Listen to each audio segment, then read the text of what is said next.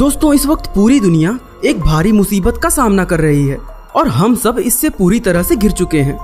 जी हाँ, आप सही सोच रहे हैं, मैं कोरोना वायरस महामारी के बारे में बात कर रहा हूँ। लेकिन क्या यह दुनिया के लिए पहली महामारी है? तो ऐसा नहीं है दोस्तों।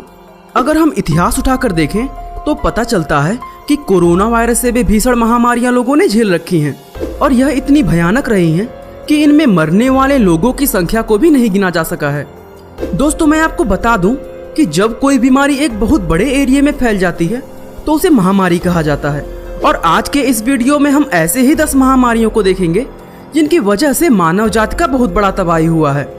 अगर हम बात करें 10वें नंबर की तो वो है येलो फीवर।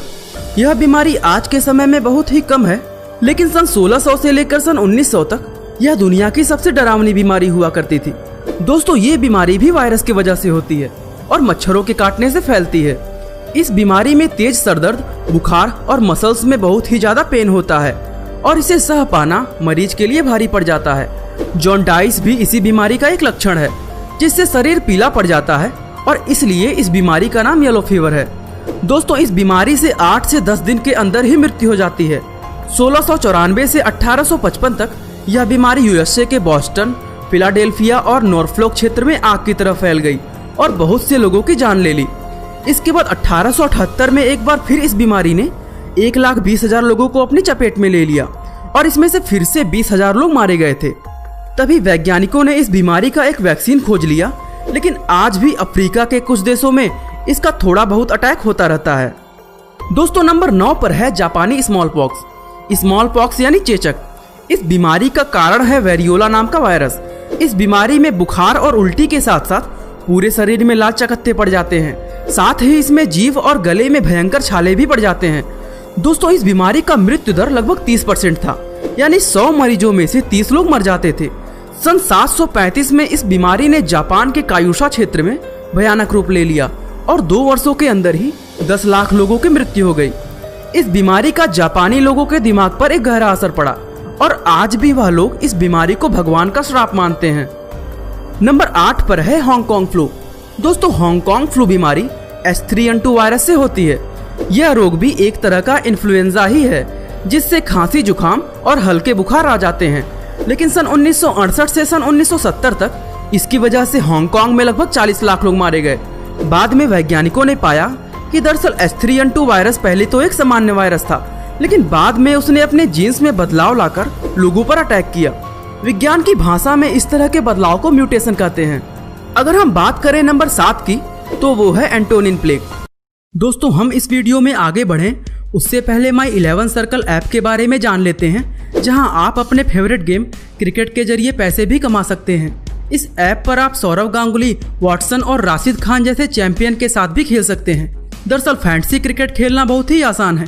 बस आपको दोनों टीम्स में से 11 खिलाड़ियों को चुनकर अपनी खुद की टीम बना लेनी है। कैरिबियन T20 लीग भी माई 11 सर्कल ऐप पर हो रहा है और यहाँ आप पार्टिसिपेट करके जीत सकते हैं पूरे 1 करोड़ रुपए और इन पैसों को सीधे बैंक अकाउंट में भी ट्रांसफर कर सकते हैं। स्क्रीन पर दिख रहे लोग इस ऐप की मदद से बहुत बड़े बड़े अवार्ड जीते हैं। साथ ही इंटरेस्टिंग बात यह है कि क्रिकेट हो या फिर ना हो, इस ऐप पर आप कभी भी बोर नहीं होंगे, क्योंकि इस ऐप के अंदर आप एक क्लिक में रमी सर्कल ऐप पर भी जा सकते हैं। दोस्तों, अगर आपको भी अपना दिमाग लगाकर पैसे जीतने हैं तो डिस्क्रिप्शन में दिए गए लिंक के जरिए माई 11 सर्कल ऐप को डाउनलोड करें और हाँ, आपको अपने पहले डिपॉजिट पर 1500 रुपए का बोनस भी मिलेगा। दोस्तों, प्लेग संसार की सबसे पुरानी महामारियों में से एक है और इसे ब्लैक डेथ के नाम से भी जाना जाता है। यह बीमारी पेस्टोरेला पेस्टिस नाम के बैक्टीरिया से होती है और चूहों के द्वारा फैलाई जाती है। इस बीमारी में तेजी से बढ़ने वाला बुखार होता है। बाद में यह सूजन गांठ या गिल्टी का रूप ले लेती है। फिर इन गिल्टियों से खून निकलने लगता है और बाद में यह काली पड़ जाती है। दोस्तों, पहली शताब्दी के रोमन साम्राज्य में भी इस बीमारी का आक्रमण हुआ था और माना जाता है कि यह रोग रोमन साम्राज्य के पतन का एक कारण था। इस बीमारी से साम्राज्य के 2 राजा मारे गए थे और साथ ही इसने प्रजा की लगभग 10% आबादी को निगल लिया था। नंबर 6 पर है थर्ड प्लेग। दोस्तों, प्लेग का यह अटैक सन 1855 से लेकर सन 1959 तक, यानी कुल 104 वर्षों तक था और ऐसा पहली बार हुआ कि प्लेग ने इस बार सभी कॉन्टिनेंट्स को अटैक किया था। पूरे विश्व में अलग अलग जगहों पर इसने बहुत नुकसान किया। जैसे सन 1894 में हांगकांग, सन 1896 में मुंबई, सन 1900 में ऑस्ट्रेलिया के शहर सिडनी और सन 1924 में अमेरिकी शहर लॉस एंजलिस में। सबसे डराने वाली बात यह है, इस दौरान इस बीमारी से करीब 1 करोड़ 20 लाख लोगों की मृत्यु हो गई थी। दोस्तों, जिस तरह आज हम कोरोना वायरस की रोकथाम के लिए कंटेनमेंट जोन बना रहे हैं, कुछ ऐसा ही उस समय प्लेग को रोकने के लिए भी किया गया था, लेकिन इससे ज्यादा सफलता नहीं मिल पाई थी। अगर हम बात करें 5वें नंबर की, तो वो है HIV एड्स, जिसके बारे में काफी लोगों ने सुना होगा। दोस्तों, यह एक सेक्सुअली ट्रांसमिटेड डिजीज यानी कि यौन संचारित रोग है। मतलब एक ऐसा रोग जो सेक्सुअल कांटेक्ट की वजह से फैलता है।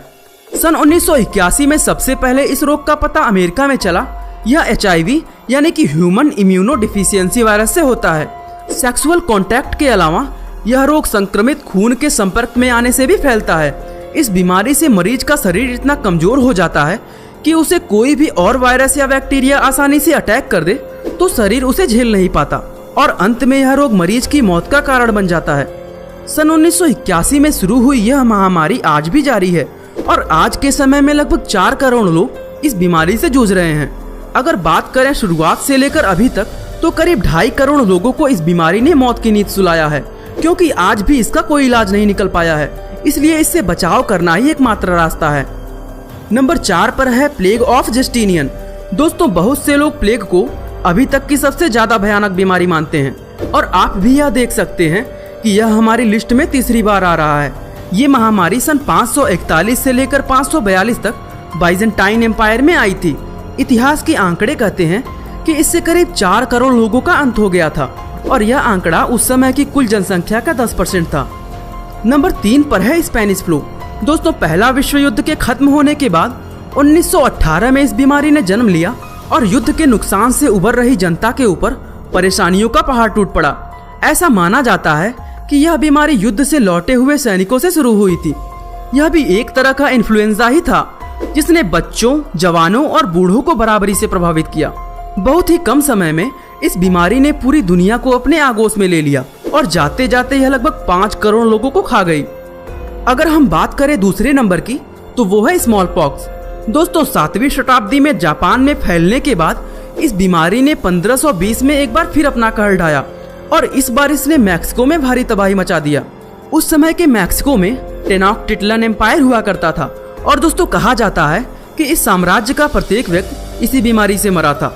जब तक इस बीमारी का वैक्सीन नहीं बना था, तब तक इसकी वजह से 18वीं शताब्दी में यूरोप में हर साल लगभग 4 लाख लोग मारे जाते थे। दोस्तों, पहले नंबर पर है 1347 का बुबोनिक प्लेग। इस बार प्लेग का प्रकोप ऐसा था कि कहा जाता है कि जो इसकी वजह से जल्दी मर गए वह बहुत ही भाग्यशाली थे और जो बच गए उन्होंने अपने आसपास नर्क को बनते देखा है।